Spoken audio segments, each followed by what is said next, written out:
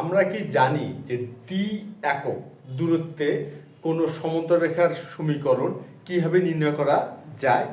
D একক দূরত্বে দেখা হলো যে কি যে ডি একক দূরত্ব আর সমান্তর রেখার সমীকরণটা হচ্ছে x plus b y plus c equal 0। তার রেখাটির সমীকরণ কি x plus b y plus c equal 0 আর দূরত্ব হচ্ছে ডি একক। আচ্ছা, এটা উল্লেখ করা থাকবে। আর তারপর বলা হলো যে ওই রেখাটির একটি সমান্তর রেখার সমীকরণ নির্ণয় করতে হবে যেটা কিনা x plus b y plus c equal 0 রেখা হতে ডি একক দূরত্বে অবস্থিত। অর্থাৎ বিষয়টা কি, বিষয়টা আমরা দেখি। ধরে নিচ্ছি যে এটা একটা হচ্ছে রেখা যার সমীকরণ x plus b y plus c equal 0।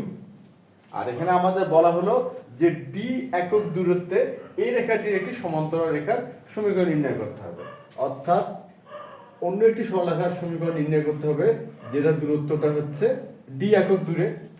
অর্থাৎ x plus b y plus c equal 0 রেখার সমতল রেখার সমীকরণ নির্ণয় করব যেটা কিনা ডি একক দূরে অবস্থিত। আচ্ছা, যেহেতু ডি একক দূরে অবস্থিত বলা হচ্ছে আমাদের, কিন্তু এখানে দিক উল্লেখ করা হচ্ছে না, উপরে না নিচে, বামে না ডানে, কোনো দিক উল্লেখ নাই। সুতরাং আমরা এই দূরত্বের ধারণা যদি খেয়াল করি তাহলে আমরা এক্ষেত্রে কিন্তু দুইটি সমান্তর রেখার সমীকরণের ধারণা পেতে পারি। যেমন ডি একক দূরত্ব তো এই পাশেও হতে পারে, এই যে ডি একক দূরত্ব, অর্থাৎ x plus b y plus c equal 0 সমান্তর রেখার সমীকরণ ডি একক দূরত্বে উপরের দিকেও হতে পারে কিংবা ডি একক দূরত্বে নিচের দিকেও হতে পারে। তা এই ক্ষেত্রে আমরা কয়টি সমান্তর রেখার সমীকরণ ধারণা পাচ্ছি? দুটি সমান্তরাল সমীকরণের ধারণা পাচ্ছি, অর্থাৎ দুইটি সমান্তর রেখার সমীকরণ ধারণা পাই। তাহলে x plus b y plus c এই রেখাটির সি ইকুয়াল 0 আর কি, এই রেখাটির দুটি সমান্তর রেখার ধারণা পাওয়া যাচ্ছে যেটা কিনা ডি একক দূরত্বে অবস্থিত।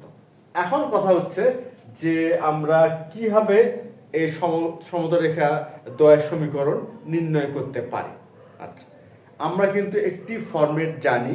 আমরা ঠিক গত ক্লাসে এই বিষয়টা আমরা গাণিতিকভাবে প্রতিষ্ঠিত করছি যে x plus b y plus c equal 0 রেখা ডি একক দূরত্বে সমান্তরাল রেখা দ্বয়ের সমীকরণ নির্ণয় পদ্ধতি। আচ্ছা, আজকে আমরা গাণিতিক ক্যালকুলেশন করার সুবিধার্থে ওটা আবার উল্লেখ করতেছি যে কিভাবে নির্ণয় করা যেতে পারে।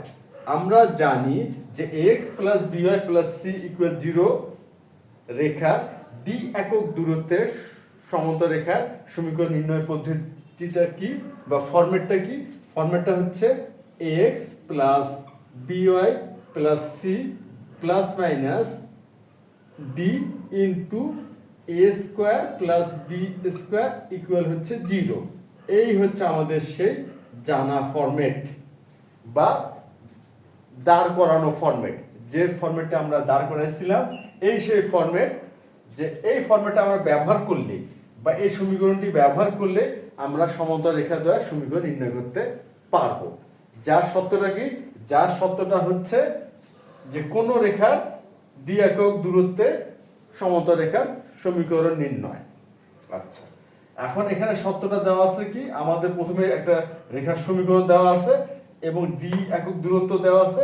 সেই ক্ষেত্রে আমরা সমান্তর রেখার সমীকরণ আমরা কিভাবে পেতে পারি x plus b y plus c plus minus d into a square d into root over a square plus b square equal 0।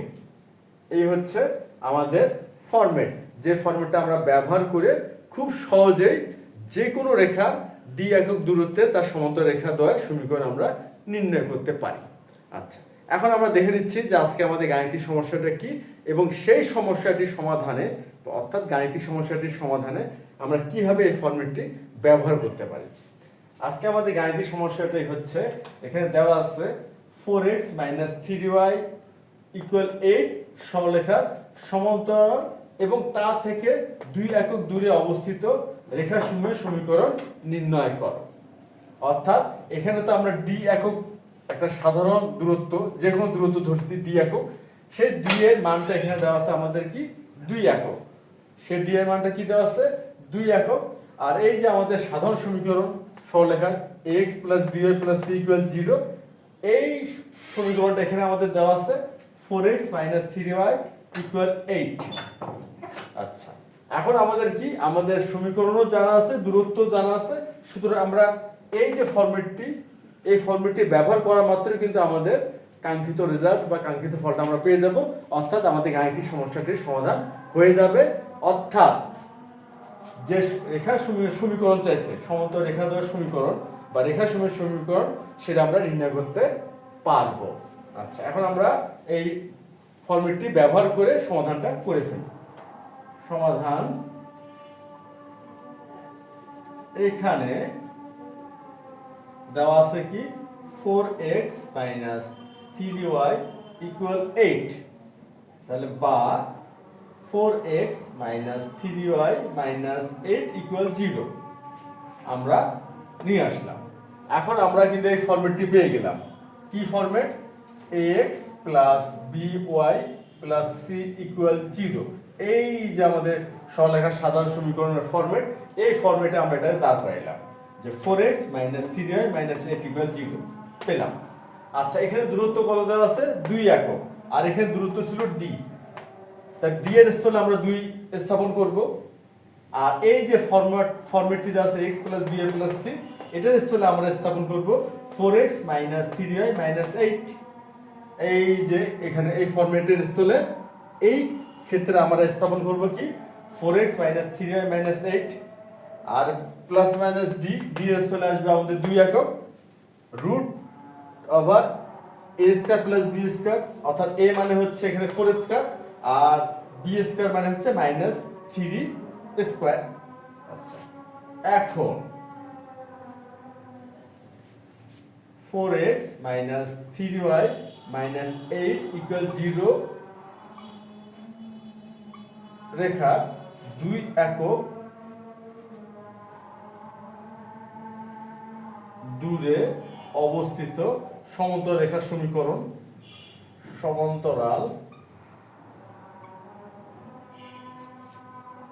রেখা সমূহের সমীকরণটা কি হবে? আমরা এই ফর্মেটটি সরাসরি এখন ব্যবহার করব।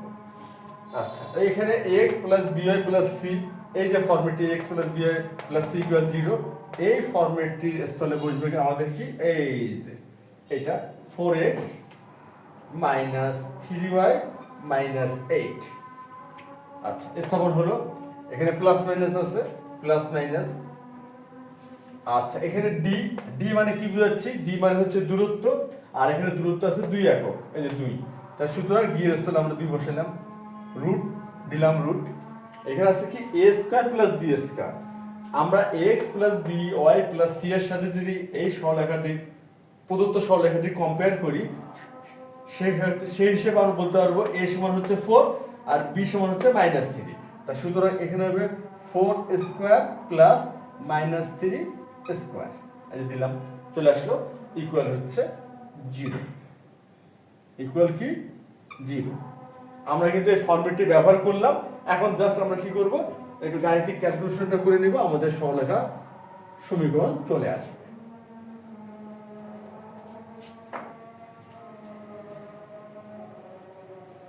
বা এখানে হচ্ছে 4x minus 3y minus 8 plus minus 2 root over, এখানে হচ্ছে 4 স্কয়ার, এখানে হবে 16, আর মাইনাস 3 স্কয়ার, এখানে হবে হচ্ছে 9, তাহলে 16 প্লাস 9 ইকুয়াল 0, বা 4x minus 3y minus 8 plus minus 2 into, এখানে হবে হচ্ছে 25 রুট ওভার 25 0, আর 25 এর বর্গমূল হয় 5, সুতরাং 25 এর বর্গমূল 5 হলো 5, আর হচ্ছে 2 ইন্টু 5 ইকুয়াল 0, বা 4x minus 3y minus 8 plus minus 10 equal 0। এখন আমরা জানি যে d একক দূরত্বে দুইটি সমতল রেখার সমীকরণের ধারণা পাওয়া যায়। d একক দূরত্বে যেহেতু এখানে দিক উল্লেখ নাই, সুতরাং আমরা দূরত্বের ধারণা ব্যবহার করে দুইটি সমতলরেখার ধারণা পাই। সেহেতু আমরা প্লাস চিহ্ন ব্যবহার করলে একটি সমতলরেখার সমীকরণ পাবো, আর মাইনাস চিহ্ন ব্যবহার করে অপর আরেকটি সমতলরেখার সমীকরণ পাবো। সুতরাং সমীকরণটা কি হচ্ছে? 4x - 3y - 8 + 10 = 0, অথবা 4x - 3y - 8 - 10 = 0। আমরা কি করলাম? এই যে এখানে প্লাস মাইনাস সাইন আছে, সুতরাং আমরা প্লাস চিহ্ন ব্যবহার করে একটি সমীকরণ পেলাম, আর মাইনাস চিহ্ন ব্যবহার করে আরেকটি সমীকরণ পেলাম।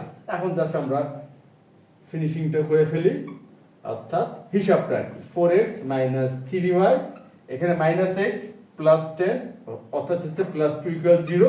এই যে একটি সরলরেখার সমীকরণ পেলাম, যেটা কিনা হচ্ছে 4x - 3y - 8 = 0 রেখার সমান্তরাল রেখার সমীকরণ এবং দুই একক দূরবর্তী। আর এখানে হচ্ছে অতএব 4x - 3y - 18 = 0। আমরা দুই একক দূরবর্তী সরলরেখার সমীকরণ পেলাম, এবং সেটা কোন সমীকরণে? সেটা হচ্ছে 4x - 3y - 8 = 0 রেখার সমীকরণে। এই দুটি হচ্ছে আমাদের সেই সমতল রেখাদ্বয়ের সমীকরণ। তাহলে নিশ্চয় বোঝা গেল যে ওই ফরম্যাটটি, আমরা যে ফরম্যাটটি গত ক্লাসেই প্রমাণ করছি বা গাণিতিকভাবে প্রতিষ্ঠিত করছি, ওই ফরম্যাটটি ব্যবহার করলে কত সহজে না এই ধরনের গাণিতিক সমস্যার সমাধান করা সম্ভব। তা সুতরাং আমরা ফরম্যাটটি খেয়াল করব এবং এই ধরনের যে কোনো গাণিতিক সমস্যার সমাধানে এটাকে ব্যবহার করব। তাহলে আজকে এই পর্যন্তই। ধন্যবাদ তোমাদের সবাইকে।